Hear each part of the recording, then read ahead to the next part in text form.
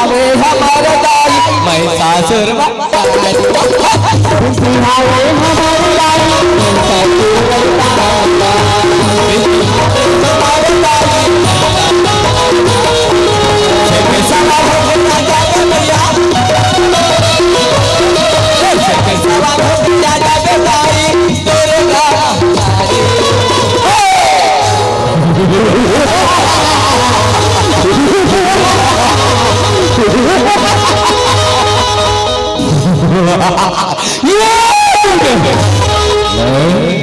तीनों लोग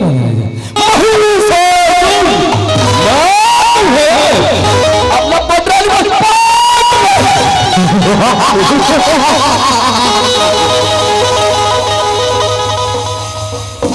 हिंदी हावे हमारे दाई मैं सासुर हिंदी हावे हमारे दाई मैं सासुर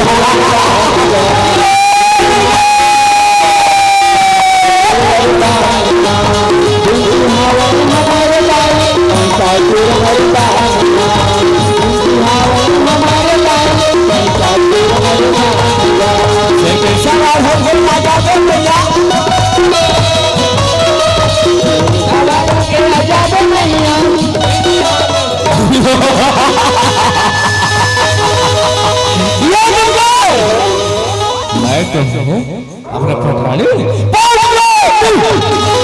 हे महिषासुर तू मुझे पटरानी कहता है ना तब मोर साथ युद्ध करे अगर तो युद्ध होगी तो मैं जो पटरानी बन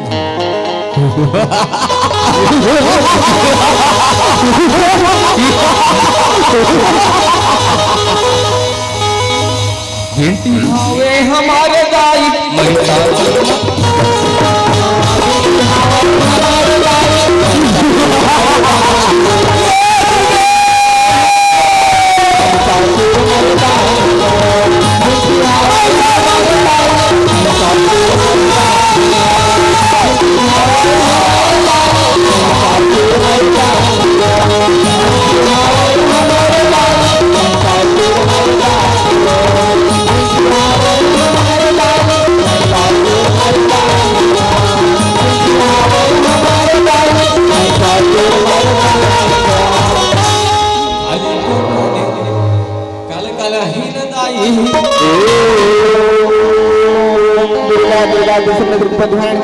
दुर्गा साथी ओम दुर्गनाशनी दुर्गा दुर्धारणी दुर्गा निद्र दुर्गम्पः दुर्गम ज्ञानः दुर्गा विज्ञानाय दुर्गमा दुर्गमलोका दुर्गमात्मा सूत्री दुर्गमार्पणा दुर्गमित दुर्गमाश्रित दुर्गम ज्ञान संस्थान दुर्गम ध्यानधाष्टि दुर्गमोहा दुर्गमका दुर्गमना दुर्गमेश्वरी दुर्गभीमा दुर्गभामा दुर्गभा दुर्गदायिनी नमावली में अष्ट दुर्गा मम्माना पठेतु सर्वान्मुक्तो भविष्यतेन संशया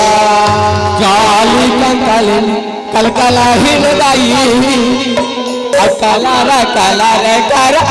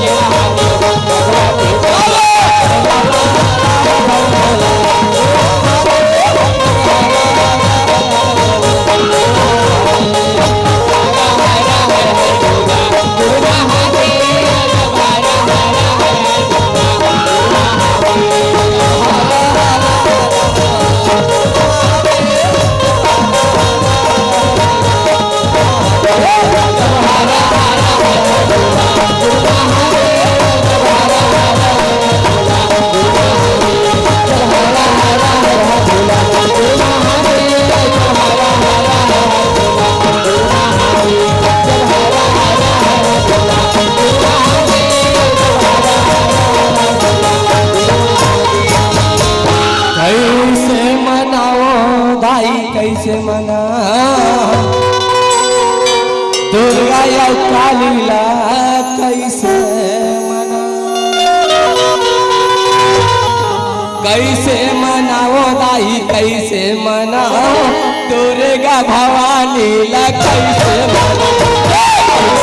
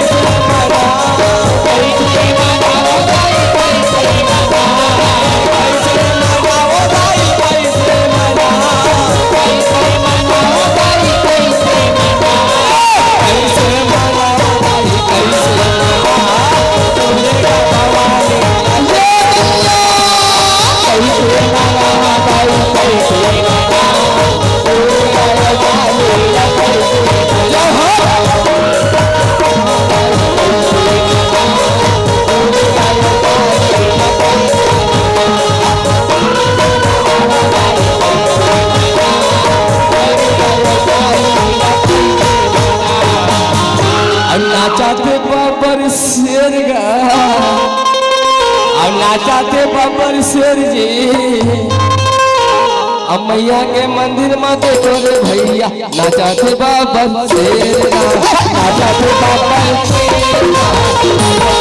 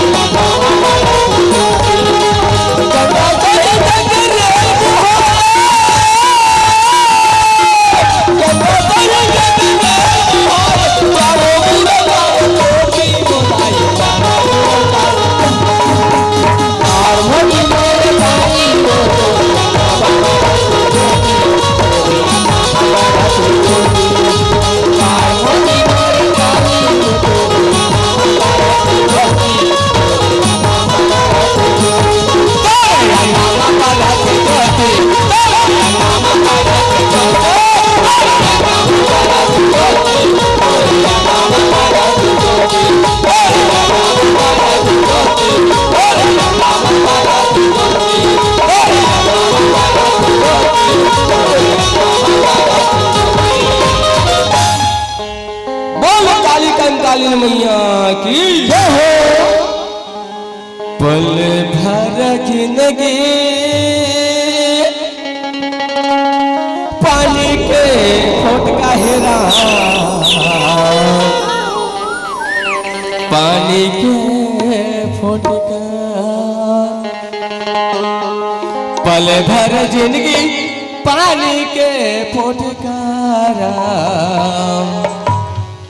सनन गाले राम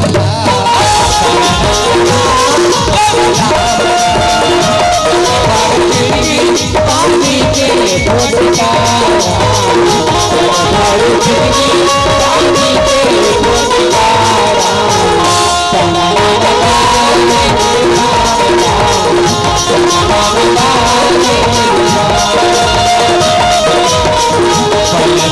जिंदगी पानी के फोट का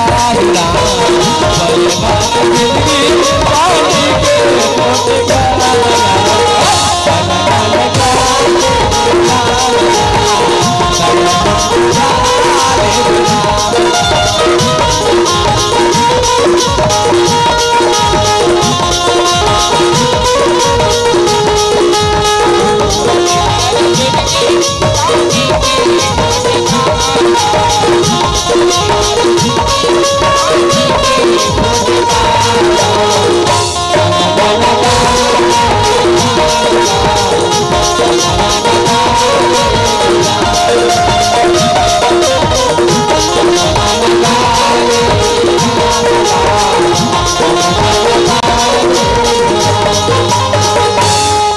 आज एक समय की बात है भैया, आज हिरण्यकश्यप वहनाधीश्वर है दान भैया। आज सुंदर सी महापुराण की कथा बताए बन जाता हिरण्यकश्यप के भाई वहनाधीश्वर भैया आए भगवान विष्णु रहते बारह रूपों डाले के आए मार दे रहे श्री राम। वही बगल लेके खातिर हिरण्यकश्यप रहते भैया याद जंगल वन में भगवान ब्रह्मदेव याद करके आज ओकर वरदान ला पालू के आज जंगल में चलल लगे श्री राम। जैसे जंगल में चले आज भगवान ब्रह्मदेव याद करे ओम ब्रह्मदेवाय नमः, ओम ब्रह्मदेवाय नमः।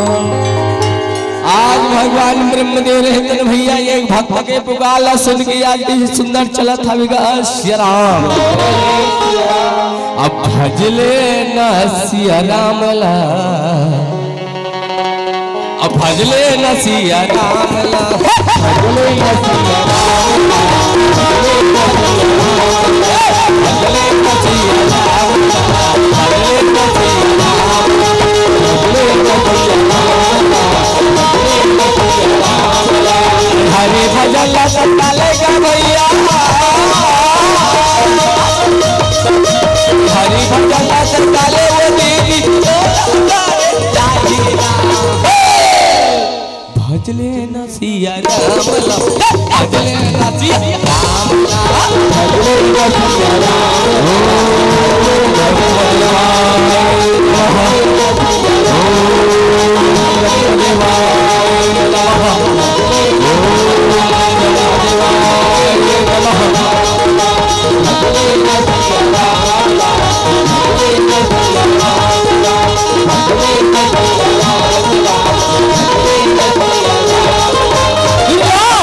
आज भगवान ब्रह्मदेव भैया कैसे यार प्रकट होने लगेगा श्री राम।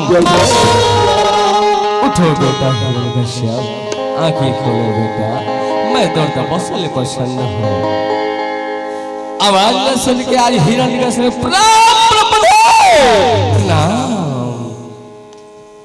वक्त का बात ना सुने आज ब्रह्मदेव कहते हे बेटा हिरण्यकश्यप, मैं तो तपस्या प्रसन्न हूँ बेटा, मांग तो क्या वरदान चाहिए, मैं देवर तैयार हूँ। राजा हिरण्यकश्यप मन में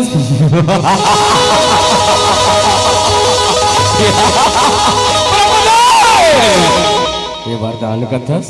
क्या बोला, अब तो क्या वरदान दे ब्रह्मदेव, अत्य का बात ना सुने भगवान ब्रह्मदेव रहते कथे नहीं बेटा ये मृत्यु करेगा, ये हाथ से लेकर चाटी ले जाना पड़ता है, मैं तो ये वरदान नहीं दे सकता, पर दूसरा वरदान मांग ले, मैं देवर तैयार हूँ। आज हिरण्यकश्यप मन में विचार करने लगेगा श्री राम। राजा रहतन भैया मन में विचार करे कथे वो चलो क्यों ना दूसरा वरदान मांग लेना चाहिए से कहा लगेगा श्री राम। आज हिरण्यकश्यप मन में विचार करके दूसरा वरदान कथा तो सुन, ना दे ना दाना ना यस्त्र ना शास्त्र ना दिन में ना रात में ना धरती में ना आकाश में, ऐसा वरदान दे ब्रह्मदेव, ऐसा वरदान दे। लागे रामा हरि के भजन हाथ मोला निकला रामा हरि के भजन हाथ, मोला हरि के भजन हाथ, मोला निकला रामा प्रभु के भजन हाथ, मोला निकला